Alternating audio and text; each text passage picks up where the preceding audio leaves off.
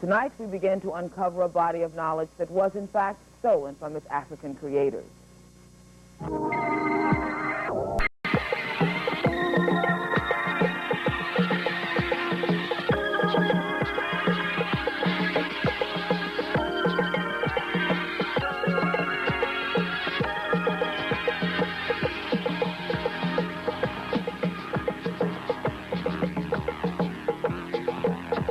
Indeed, it is a stolen legacy. This is the Bunker Hill Monument in Boston. It and the Washington Monument are structures known as obelisks. They were constructed in the early part of the 19th to commemorate Revolutionary War heroes. Africans in an ancient land that they called Kemet were the first to construct obelisks of solid granite over 170 feet high. They were religious and scientific instruments. The obelisk could be used to determine the meridian for astronomical calculations and as an accurate shadow clock. An African-born mathematician named Eratosthenes used an obelisk in Kemet to determine the radius and circumference of the Earth. Here's how it could be done. By measuring the shadow of an obelisk of known height, the angle of the sun can be determined. Then, traveling a known distance and measuring when the sun is directly overhead, as evidenced by the absence of shadow, suggests that proportion which can be easily solved for the radius and circumference of the Earth. This milestone in history demonstrates that African technology was advanced and thorough enough to prove the Earth was round long before Columbus made his voyage. Good evening. I'm Natalie Christian. Our purpose here tonight is to begin to set the record straight about the contributions that Africans made to what we call modern civilization. As the title of our show implies, Stolen Legacy is about some of the advancements made that were in fact stolen from their African creators. We borrowed our show title from a book of the same name by George G.M. To help us begin to uncover this knowledge are two people who have spent a great deal of time and energy researching and gathering data on what these contributions were and their impact. My guests are Dr. Asa Hilliard, a national authority on African history, the former dean of the School of Education at San Francisco State University. Dr. Hilliard is currently the Callaway Professor of Urban Education at Georgia State University in Atlanta. He has developed many educational programs on our topic tonight. He has lectured on the subject and has taught seminars as well as published numerous articles. Also here is Samuel Matthews, a math teacher at Boston Latin School for the past 6 years. Mr. Matthews attended Rutgers University and is a graduate of the New England Conservatory of Music. He is a member of the Teaching About Africa Institute in Chicago and has lectured on the subject of African mathematics. Later on in the program, we'll be taking your phone calls so you can ask your questions of our experts, and we'll be offering a list of books that you can read to find out more about those African contributions. So stay tuned. Welcome to you both. Glad to have you here. Thank you.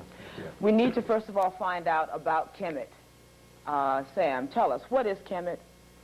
Well, Kemet is the African name for what is generally known as Egypt. Kemet, from the hieroglyphics, KMT, there were no vowels in their language, means black crossroads or a black village. If you go to World Book Encyclopedia, you would have that interpreted as black soil. Okay. But Kemet is what is commonly known as ancient Egypt. All right. Asa, what kind of civilization was this? I mean, we know it as Egypt, but it was not Egypt. That's another name that was given to it by another culture. Right.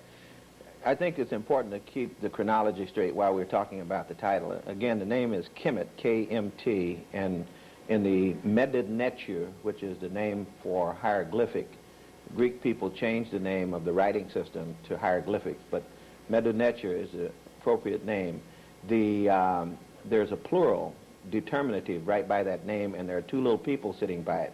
So Kim is the strongest word in the Kemetic language for the word black, and when you put two people beside it, you're talking not only about the black soil, but also about the black people.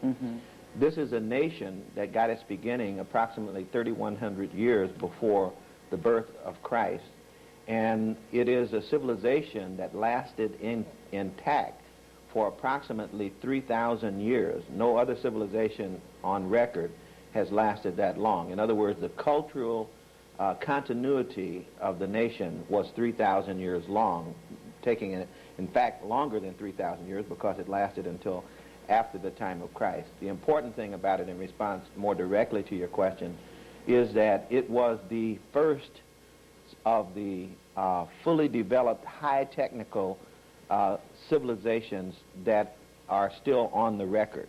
Now, the Kamites themselves actually referred to older civilizations further south in Africa when they turned to the south and faced what they called the Holy Land, their home. They said they came from upriver, at the source of the river, to be specific. And they talked about there being older civilization, and they were children of that civilization. But what's important is that when Kemet appears in the human record, it appears in 3100 B.C. with a fully developed civilization. Writing was already in place. Astronomy was already in place. They already had the 365-day year calendar and 1 quarter for the leap year and all of that. That calendar had actually been put in place around 4236 B.C. So we're talking about a fully developed, high technical civilization. All right, well, let's talk about some of these technical advances. One of the things that we talked about in the piece earlier, Sam, was the mathematics and how it was used. It developed to a point that they knew that the Earth was round. What other concepts in mathematics are we talking about here? Well, it's true. You certainly wouldn't want to determine the circumference of the Earth unless you had, of course, presupposed that the Earth was round. We want to point that out. All of the mathematics that we study today has its roots in Africa. We can start off simply with counting. The very first or the oldest known artifact in mathematics is the Ashango bone. That's over 8,000 years old. It's from the Congo. That's found in Africa. If we go ahead, they had developed fractions.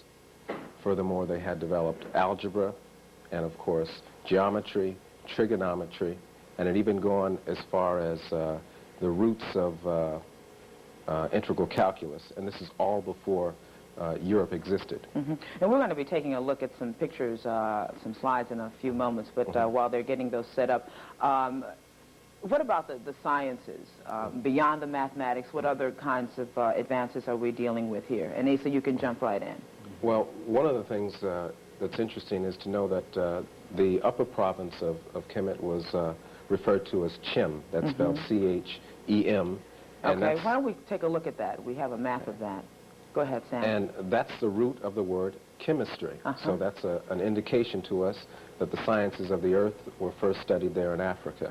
Okay. Medicine as well. Right. The ancient Kemites were known throughout the ancient world as the best of all doctors. Homer tells us that, as do many of the Greek historians. Sure. Asa, now, of course, I think a question that I have and many people have is how did they develop this? I mean, where did this knowledge come from? Okay, the best, and then we have to speculate on this, but some things we do know is that in Kemet, you had an unparalleled opportunity to be scientists. In other words, you have land that has regular cycles that work almost like clockwork. Every year the flood came at the same time, receded at the same time. You had a clear sky. You never had clouds. You had an unparalleled opportunity to observe stars. You had the need, for example, to develop mathematics in order to be able to lay out the land again and divide it among the people after the floods had receded.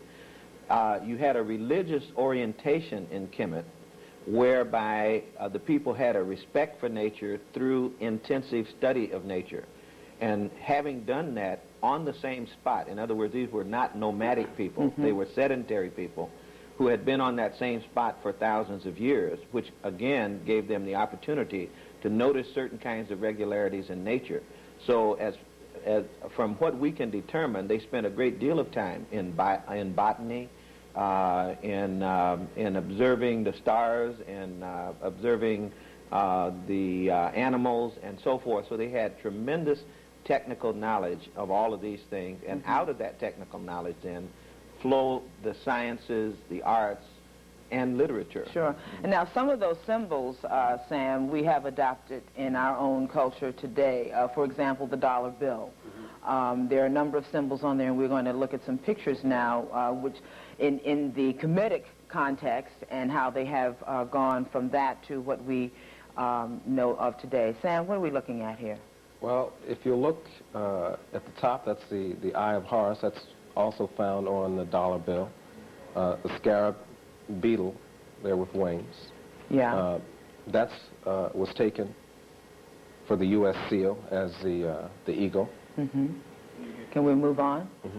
All right, now here we see the differences in the, or actually the same symbols. Mm-hmm. That's right. And it's interesting as to why those symbols find themselves on the back of the dollar bill. Why those symbols? Well, that's because the history of Africa is intertwined with the history of Europe. Mm-hmm. And as late as the early 19th century, Africa was still being studied, though in secret. And this is a result of masonry. In fact, the term mason itself is a derivative of the African language, the Kemetic language, Ma, which means true, and Sin, which means brotherhood or builder. Now, those are the symbols broken down. Now, the eye... They mean something. Well, the eye itself is actually not the hieroglyphic, the hieratic symbols for fractions. As I said before, they did invent fractions, and symbolically you can see there that each fraction has its own part for the eye, and they total 63 over 64.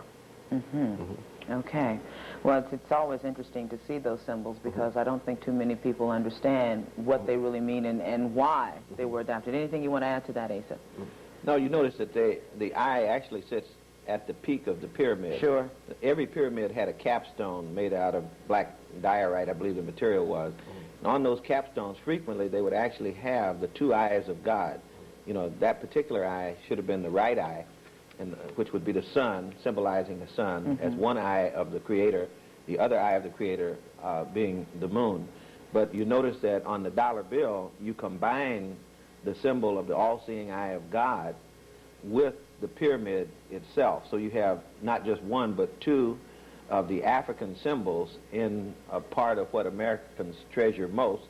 And those will only be the beginning, because we're going to see more symbols besides not just the pyramid and not just the eye, but you'll see filtered into American culture and Western culture all of these symbols that come off the African continent. Well, what other symbols well, the Tenkanu would be another one, which you call the obelix.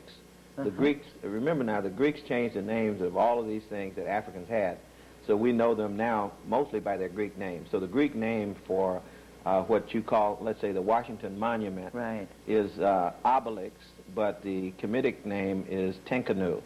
And that would be another example of something that's been borrowed in large cities all over the world. Major cities all over the world have they've either stolen actual obelixes or Tenkanu